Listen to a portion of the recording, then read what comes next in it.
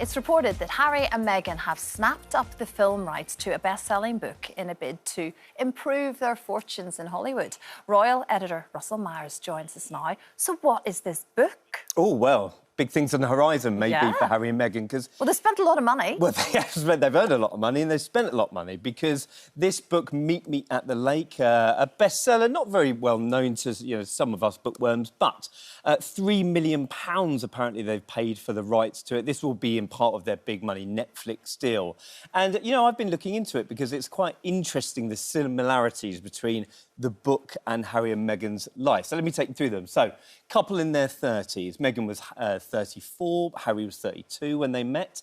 One of the main characters discusses a trauma in their childhood where one of their parents died in a car crash. Of course, we know that Princess Diana was tragically killed in that way, and Harry has spoken about that on many, many occasions. And the book is based in Toronto, which is, of course, where Suits was based and Meghan lived. Well, that's a bit uncanny, actually. Yes, indeed. So, could this be the first time where they're working together off screen? Will it be sort of the big blockbuster that they're looking for? Because it's been a bit of a rocky road for them, I think. Yeah, we see the sort of the breaks that have happened, so they are wanting something that's hugely successful. Yeah, obviously. I mean, they've taken a foot off the gas a little bit over the last few months, and of course we've gone from sort of Netflix series, from Oprah Winfrey interviews into the book, and it's any wonder that they probably want to go behind the camera for a little bit. So let's wait and see what happens. Very interesting. It was, of course, Meghan's birthday. It was, yeah, and of course, we haven't seen them out and about for a long time. I mean, there's sort of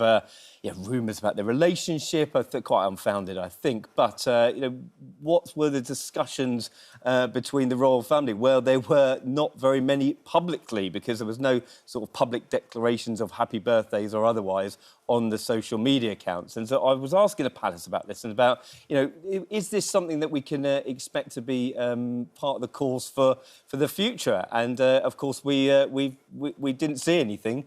And, should we expect sort of happy birthday messages for non-working royals? Some people will say, no, you shouldn't, and other people will say, well, they're still part of the family. So we saw Kate and William, of course, last year wish her a happy birthday, but not this year. So is this part of this sort of severing of relations? Have we all moved on? Yeah, I think so, is that perhaps, what it is? That's very interesting. It is, Eagle-eyed. when you pick it apart, I think. Yeah, exactly.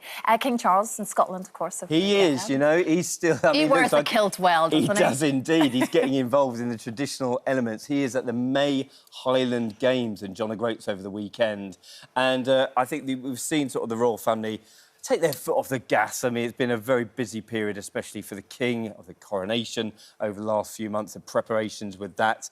And he's been up in Scotland. Of course, he'll be welcoming various members of his family up to Scotland over the next few months. But you see him there, seeing the caber toss, the tug-of-war, enjoying a wee dram with the whiskey, enjoying the traditional elements of Scotland. And maybe one person who isn't doing that is Prince William, because we've had a bit of controversy over the last few days. I mean, from the sublime to the ridiculous, or vice versa, I'm not sure.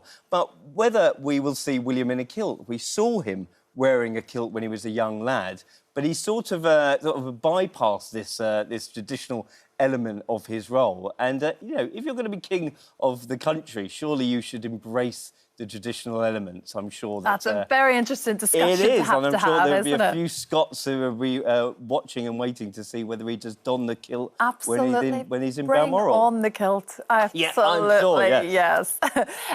Balmoral, of course. Yeah. What are the plans? A very different feel, obviously, now, isn't it? It is, yeah. I mean, listen, it's we're coming up to the year anniversary of the Queen's death, and it was obviously where she passed away. Of course, the King and the Queen will be welcoming various members of the family up there to enjoy, the Queen's, one of the Queen's favourite places. And this is a place where all the royals come together over the course of the summer. Indeed, he'll be seeing Prime Minister Rishi Sunak be welcomed up to join in the celebrations, or the sort of the traditional elements, shall we say, with the King. And over the years, we've had some of the Prime Ministers, like Thatcher, saying that she didn't really like going up there. Of course, Sherry Blair revealed that